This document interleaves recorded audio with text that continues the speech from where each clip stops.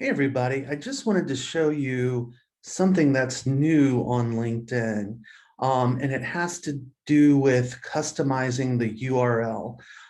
So I was just showing a student this, and they've completely changed how it looks, and we had to look to find it.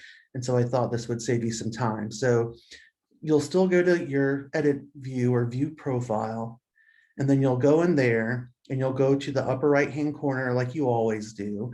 But when you click on the button, it looks completely different. So basically it just shows you, I guess, what your profile looks like. Um, and then you have to go down to pretty far down to all the way down here. And here's where you can edit your custom URL. So just like before, you'll click on the pencil, edit it, etc. But now it's all the way down on this new formatted page. So that's just something that I wanted to share with all of you. All right, thanks.